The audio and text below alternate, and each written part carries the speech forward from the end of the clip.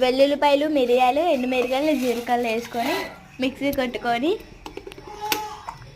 ఆ పొడి మొత్తం ఒక గిన్నెలోకి తీసుకుని తర్వాత చింతపండు నానబెట్టుకొని 2 టమాటాలు చింతపండులో వేసి 2 టమాటాలు మిక్సీ కొట్టేసి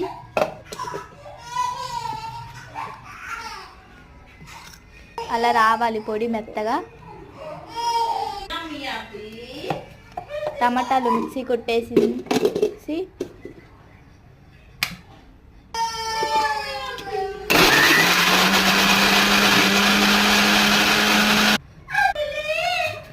ఇప్పుడు ఒక పెనం పెట్టుకొని 4 స్పూన్లు నూనె వేసుకొని ఎండుమిరగాయలు, కరివేపాకు, తాలింపులు వేసుకొని కలుపుకున్న తర్వాత వెల్లుల్లిపాయలు, తాలింపులు అవన్నీ వేసుకున్న తర్వాత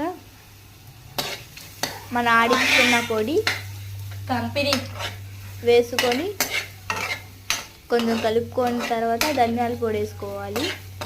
ధనియాలు అంటే ధనియాలు వేసుకొని, ధనియాలు లేకపోతే పొడి వేసుకోండి. తర్వాత చింతపండు పులుపు పిండి దాంట్లో వేసి కలిపేసుకొని తర్వాత టమాటా తీసుకున్నాం కదా, మిక్స్ చేసుకున్నాం కదా, ఆ టమాటా కూడా కళాయిలో వేసేయాలి. వేసిన తర్వాత 2 చెంబులు నీళ్ళు పోసుకోండి. బాగా కలుపుకోవాలి. 2 చెంబులు నీళ్ళు పోసుకోండి. తర్వాత కారం 1 స్పూన్ కారం లేదా 1.5 కూడా వేసుకోవచ్చు. సాల్ట్ 1.5, పసుపు 1.5, తర్వాత మిరియాల పొడి కూడా వేసుకోవచ్చు. తర్వాత కొత్తిమీర, పుదీనా వేసుకోవాలి పైన. కలుపుకున్న తర్వాత కారం కలుపుకున్న తర్వాత కొత్తిమీర, పుదీనా వేసుకోవాలి.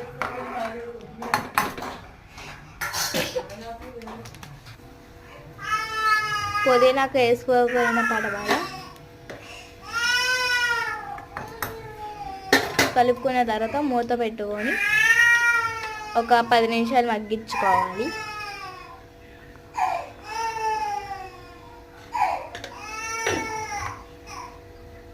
అలా తలతలా మరిగాలి. ఇంకండి మా కిచెన్ ఇలా ఉంటుంది అన్నమాట. దేవుడు కదది.